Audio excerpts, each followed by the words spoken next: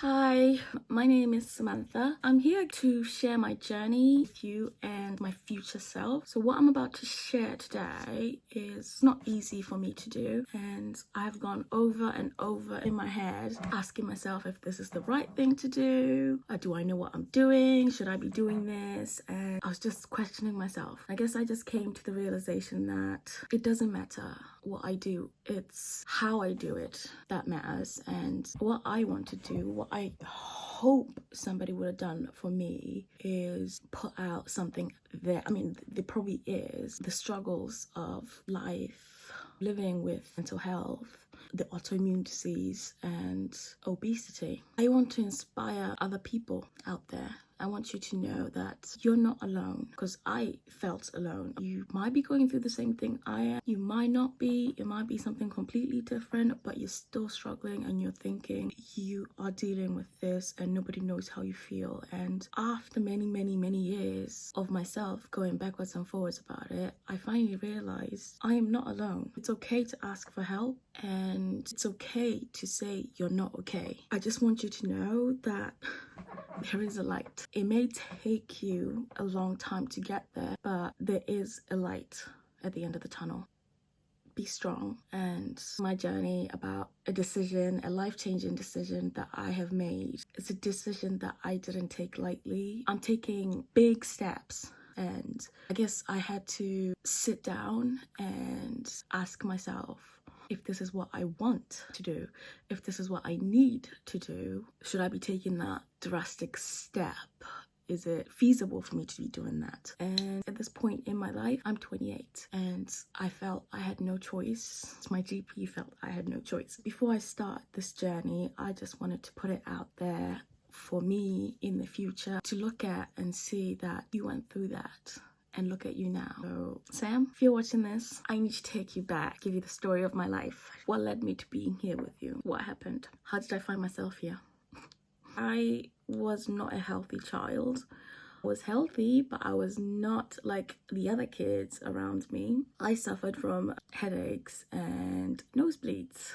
The nosebleeds were the worst. I could get a nosebleed every other day, and sometimes they would last for 5 minutes, 10 minutes. I guess it didn't start getting worse until I moved to the UK, and by the age of 14 I started getting sicker and sicker, and nobody knew what it was. My parents took me to the doctor and did some blood tests. It came back that I was anemic, severely anemic. So sent me to specialists.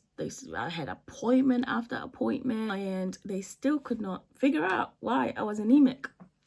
Just that my blood count, my hemoglobin was very low, dangerously low. And they tested me for sickle cell anemia because obviously of my origins. They thought I might have that. We tested for that. That was not it. And they tested and they tested, bless them, they did, they tried. My GP referred me to 3 different hospitals in 3 different cities. I will go to one specialist. They will do that test, come back with nothing. So he's like, okay, we're gonna try again. Send me to another city, do that test, nothing. Send me to another one. And that was a thing. I was yo-yoing between 3 hospitals, all of them ranging from 45 minutes up to 2 hours away from my home. But we did not give up. We had to commit because we wanted to find out why this was happening. I was on the iron tablets. I had to change iron tablets 3 times because I was not reacting well to the prescribed tablets. So I changed them 3 times until we found one that was not, 1, making me sick, and 2, was actually making a slight difference, whether it be a small difference, but it was making a difference. So I developed chronic fatigue as a result. My immune system started to shut down and I was ill, was sick. I could not concentrate in school. I was always tired.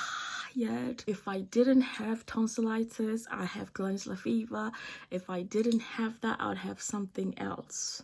So it just became easy for me to just catch whatever was going on around. You had something, you come near me, I'll have it the next day. My immune system was rubbish.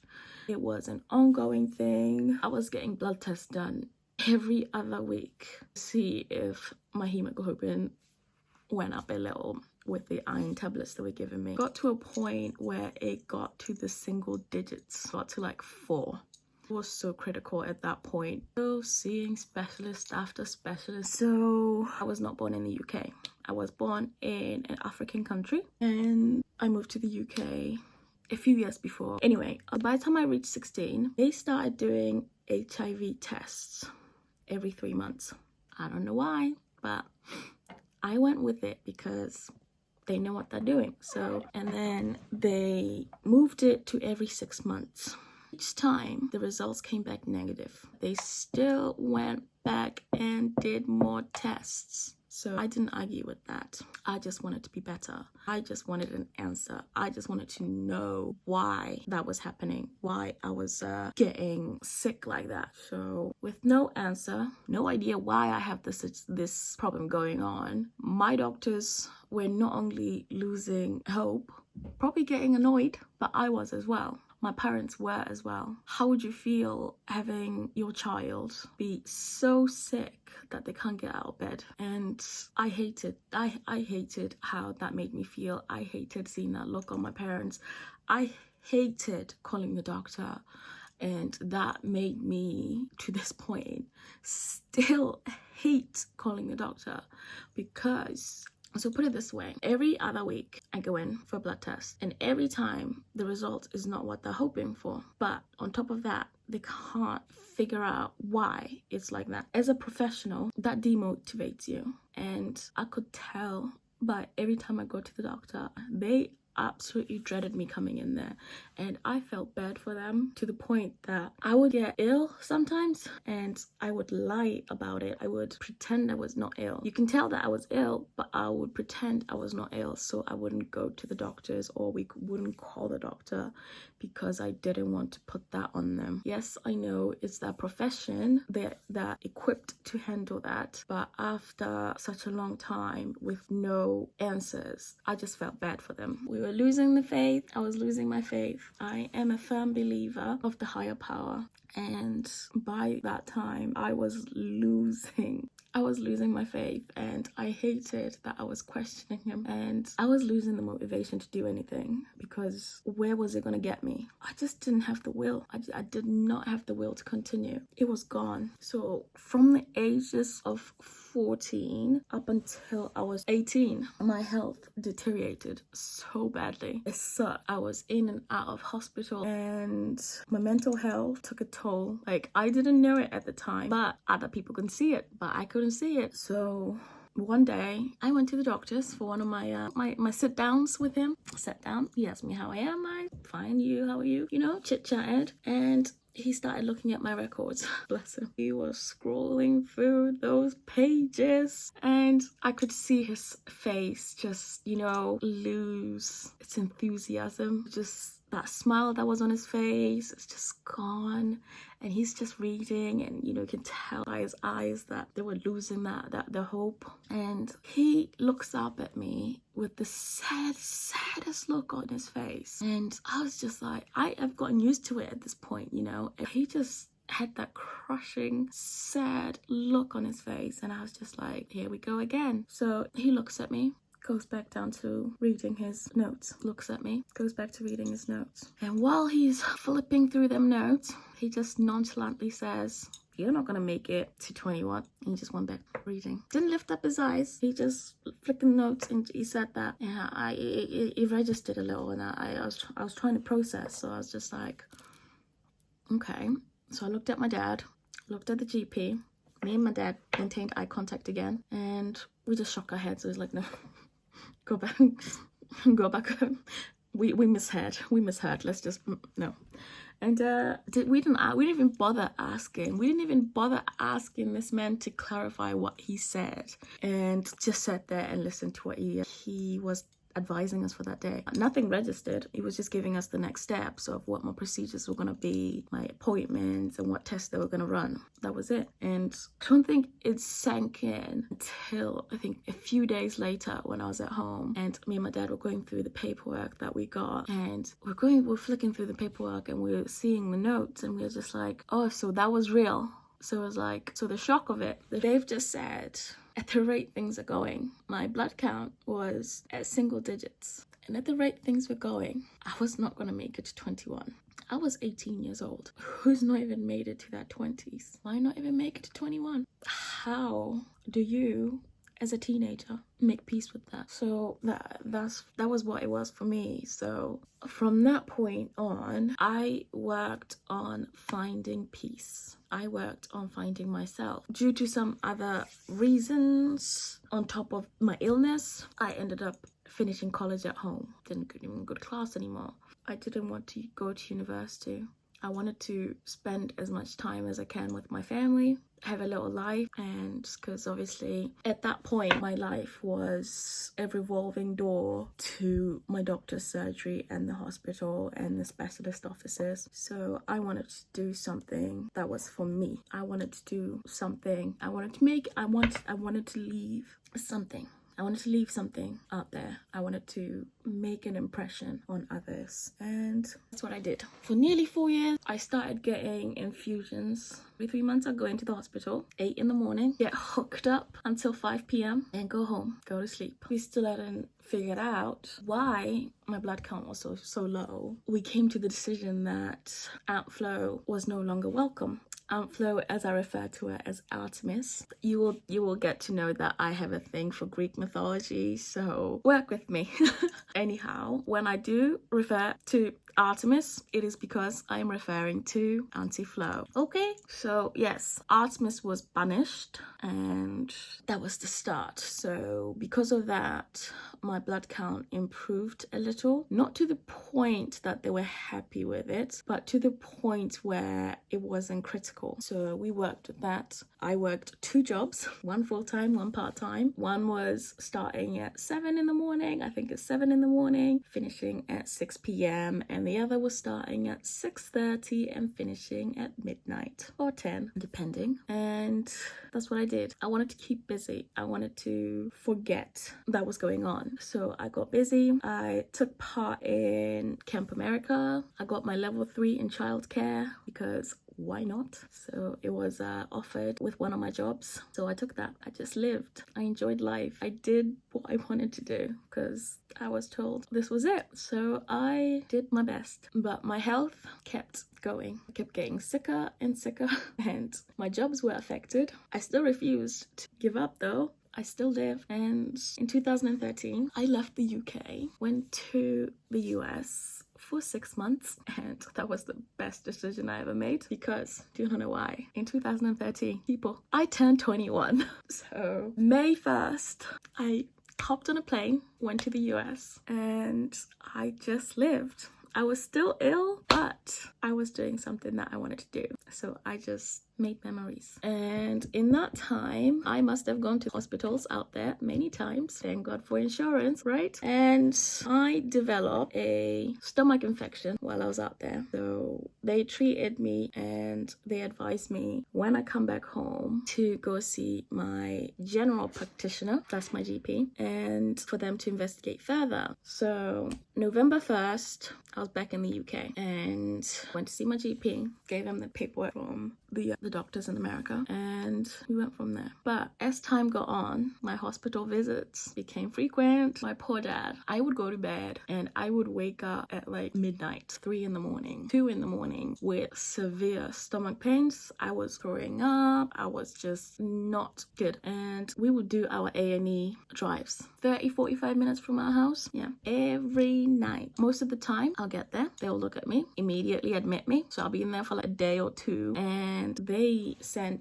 me home with painkillers and antibiotics and said, it's just an infection, it will go away. Here's some antibiotics, here's some painkillers, ciao ciao. And this became a thing until March 2014 when we did our last trip. At this point I was vomiting blood, and it got to a point where I couldn't eat, so all I was doing was I was heaving, and then clots of blood were coming out, and this was it. We went in. I was in the hospital, I think, for close to 5 days, and in that 5 days they did some tests, they did some scans, imagings, and they found out that I had gallstones. Yay! Because of how severe it was, they decided that it was an emergency procedure was required. So I didn't have to wait too long to get in surgery. By the end of April, I'd been in, got my gallbladder removed, but during recovery, something happened, and I was in so much pain that they kept me in for 7 days. But that's fine, because we have sorted out one thing. The gallstones are gone. This should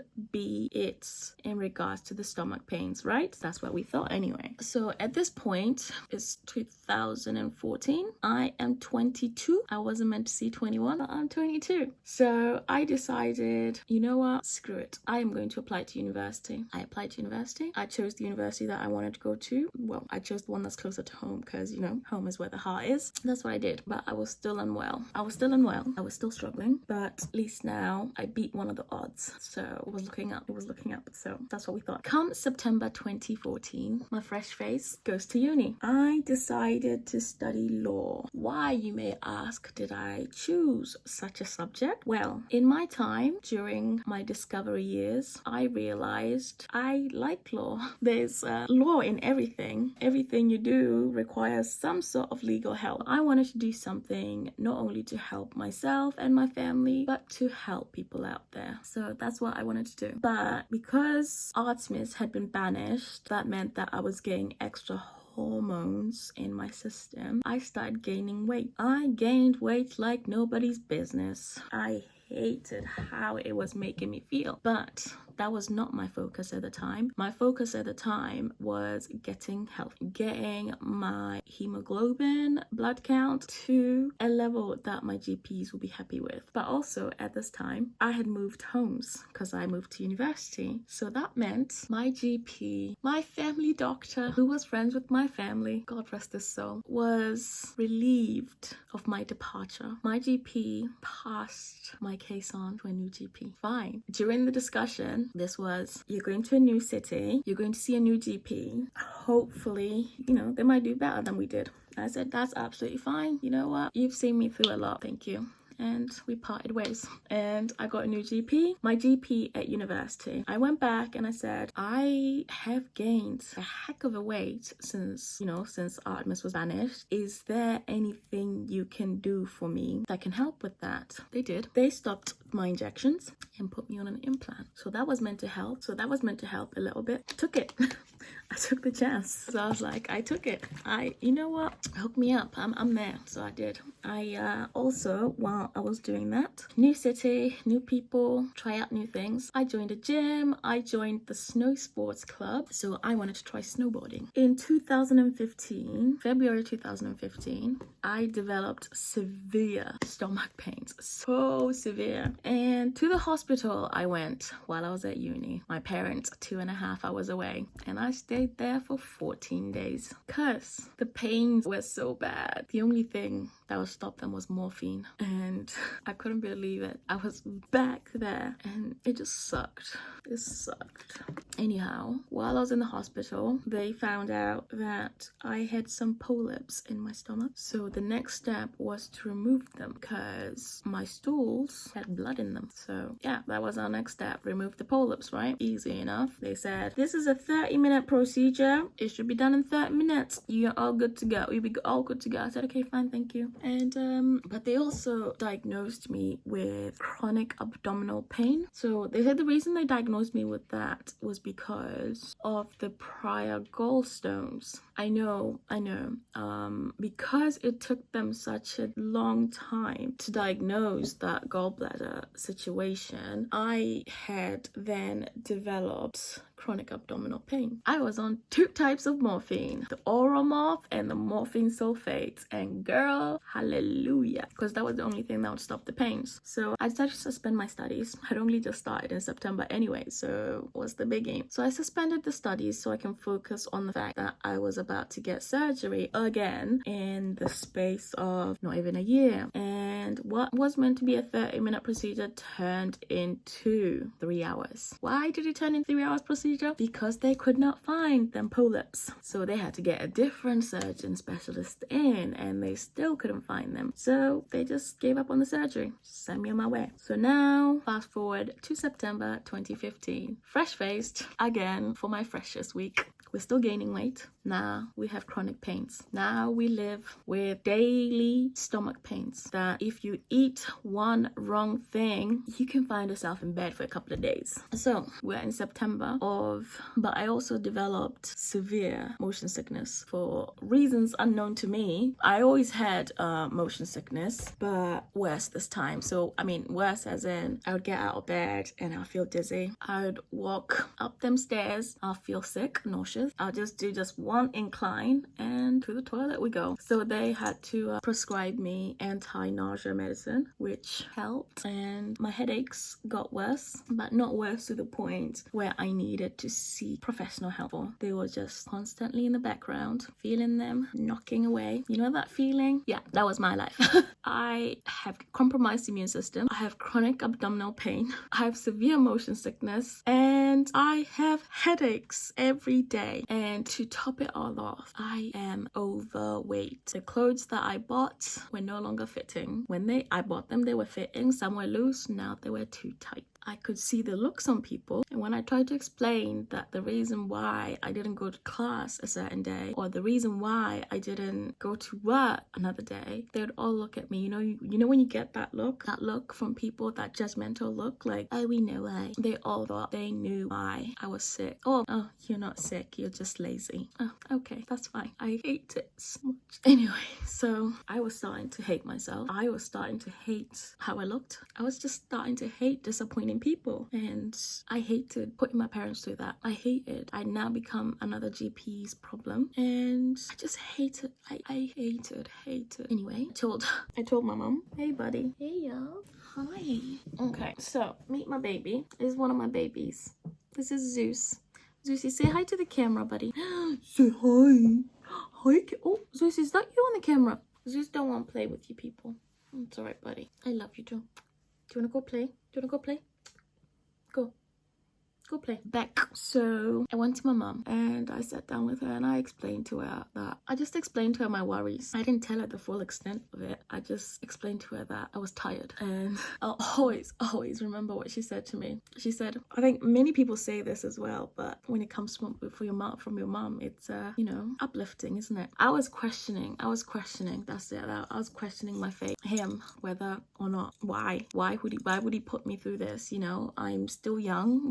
Why? What did I do to deserve this? That was the question. And she said to me, he wouldn't put you through all this hardship if he didn't think you can handle it. He only tests those he knows can handle the struggles, and he's just testing you. He wants to see if you lose faith in him. I said, okay, fine. If I know some of you might not even believe that they, something out there, or you might appreciate a certain entity. I believe there's a higher power out there, and your higher power could be completely different to mine. That's fine. It's your business. I will still question him, but I know he's still there for me, because if he wasn't there for me, 21 wouldn't have been seen, right? Anyway, I was tired. I could barely, on most days, leave my room. I could barely eat, and standing up, just make me dizzy. I'll start throwing up. Things were just not going well. And I found out that, developed my throat was a problem. I developed, like, say, tonsillitis, glandular fever, chest infections. If I can tell you how many times I've gone into the GP and they said, it's a chest infection, it's a viral infection, it's a bacterial infection. So many infections, right? My immune system was plummeting, and I have a compromised immune system. I just have to be careful, and that's what I did. I was careful with how I lived, but I also got chronic headaches, because why the hell not? So we got chronic headaches, we got chronic abdominal pain, we have a throat problem, we have chest infections, and we still have the anemia. And that bitch ain't going nowhere, mind my language. And so at this point, I've joined a gym. I started going to the classes at the gym. I got a personal trainer, and I'm eating healthy. Well, my eating had to change anyway because of the gallbladder removal, but I am eating healthier. Anyway, this video is going to be long. I do apologize. You might just play it in the background. I don't know, whatever. Anyhow, I also got long-term blood abnormality. Why is it called long-term blood abnormality? Because I'm still getting my infusions. I'm still anemic, but my blood, every time they do the blood test, my blood will never come back normal. There will always be something wrong with my blood. So at this point, they just classed it as long-term blood abnormality. So they are saying my blood is not normal, but it's normal for me. So if you were to get the same results I did, so you get good results, I guess. No, I don't know. If you were to get the results I was getting, they would class that for you as needing investigation, right? But we are in 2019, and they've done all the investigations they could potentially do. I'm still nowhere knowing why I'm anemic. So my blood is always going to come back as something is wrong. So it's either going to be my inflammatory markers that are wrong, my blood count, something will always be smidgen different. I say smidgen, a whole lot different, but that for me is normal. So in all that time, in all those years, I have tried Lighter Life, spent a hell of a lot of money on that crap, and we didn't get nowhere. I tried Slimming World, didn't get nowhere. Tried Weight Watchers, didn't get nowhere. I tried the Cambridge diet. So here we are. Last 2020, beginning of 2020, things happened. A whole lot of things happened. I had to seek help. I found out that I was depressed, and I also had anxiety. So I was getting help from my GP and Steps to Wellbeing. I was seeing them once a week during COVID. So when COVID took a turn for the worse, being confined at home, I liked it. That was a saving grace for me. But I guess some people might not have liked that. That time I spent at home, that meant I watched a lot of YouTube, and I came across something called Fat Doctors, and that fascinated me. I was hooked. I was in, and I wanted to understand it more. So I went onto the YouTube and I researched more. I found other videos that were inspiring. So a few of them, I can throw them out. Cara C, her videos, fantastic. And the reason why I'm here today, mini me, in October, I went to my GP. After watching a few videos, I went to my GP and I just told him my concerns, and we just, had a good old chat about it. And he said, I will not be able to lose weight by myself without some sort of intervention. And he said, I'm going to refer you to our tier team. And he was going to refer me for the tier 3. It's the NHS tiers. So it goes by what stage you need to go to. So I think the stage tier 3 is the weight management. But because for me, he couldn't even do weight medicine because my problem wasn't fat, because I can't eat fat because of the gallbladder. So I wasn't eating that much fat to need to take those tablets. I think it was like Olistat or something. So he said, no, that's not the problem you're having. He said, before I refer you, we're going to do some blood tests. He was checking for all these different things, and come back to me and said, your anemia's back. I mean, the anemia was there, but it was just forgotten about, right? But it's like, your anemia's back, but this time it's at the level that it was in 2010. I was crushed. 2020, October, my anemia back to 2010, and I'm back on them iron tablets. And he said to me, at this point, there is no surgeon that will touch you. So I'm not going to refer you. I'm going to put you on iron tablets again 3 times a day. So I am on these babies, 210 milligrams, 3 times a day. And we're also on this once a day. And 5 of these. Anyway, so we're back on the iron tablets and he's not referring me. So in October, my blood count was 9. So that kind of demotivated me and put me down a little. And so that made my anxiety, my depression, because I just, So yeah, I started to look and I was talking to some people at work and I was, discussing my health issues. And they said, did you know that you have Vitality health insurance? There's a lot that Vitality can offer you if you just researched. So I was like, oh, okay, let me get my reading glasses on, get on them Facebook chats. So I joined a few Facebook groups for the bariatric. So I started researching Vitality, what they covered for my specific plan that I had, and turns out they do cover. So I reached out to Vitality. They gave me the numbers of the people I needed to reach out to and got a consultation with the Streamline Surgical and had another consultation, a video consultation with Mr. Ali Amdani. So I heard that was in November, I believe. So I explained to him what's going on and he said, I am happy to operate on you if you can get your blood count to 10. I said, sir, that is no problem for me. I need this. So I worked my tushy off to I was back to my supplements. I was taking my iron tablets. I was eating that chicken liver, eating those broccoli. Not that I was not eating them before. Anyway, I was eating them. But I was double because I needed this. So December, I had a blood test and it came back to 10.4. Yay! So we were happy about that. That kind of gave me the motivation I needed. I was like, okay, we're making steps. Thank you, Jesus. Thank you. I continued to try and improve. I did everything they did. They told me. I watched them videos and I had another blood test in this March, and it came back to 10.4. Didn't matter. I was taking them tablets. I was eating here and there.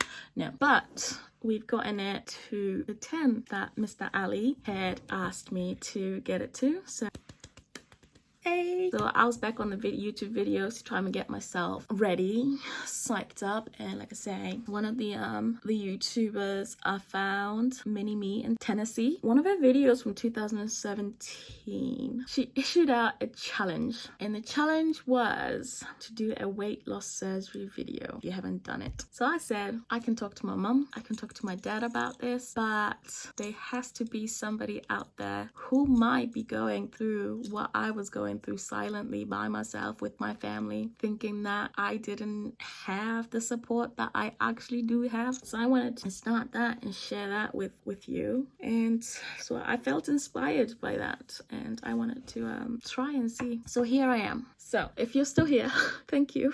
My name is Samantha. I'm 28 years old, 29 this year in April. I am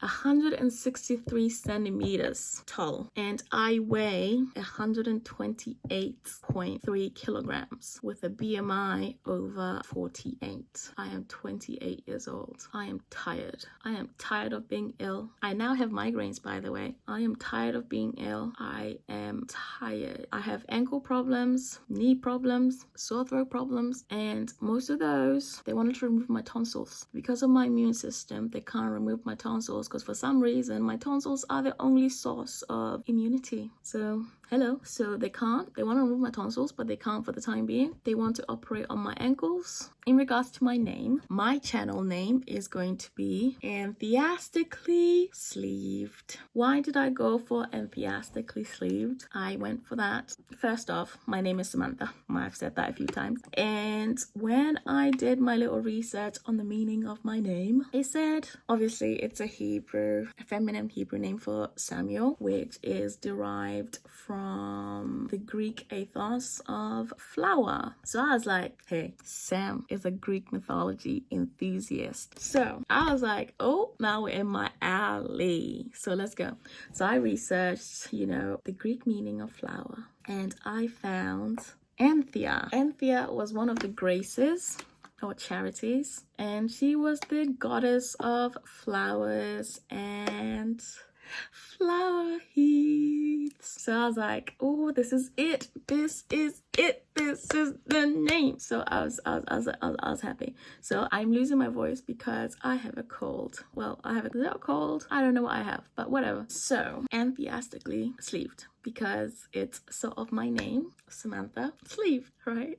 But anyway, that was that. You will find out, my cats have Greek goddess's name. I love Greek mythology. Hey, it is what it is, right? Anyway, thank you for watching. If you did, thank you for taking the time. I know it's a big video. Thank you for taking the time. I honestly do appreciate it. And I hope I gave somebody out there some inspiration. I want you to know you're not alone. You can get help. Even if you can't get help, reach out to me. I've been there. Leave your comments. Any questions you may have, anything you want me to clarify, let me know. And I will post another video of my body, I guess, and take you on this unconventional journey that I'm going on. So bear with me. Okay, thank you. And I will see you later. Bye.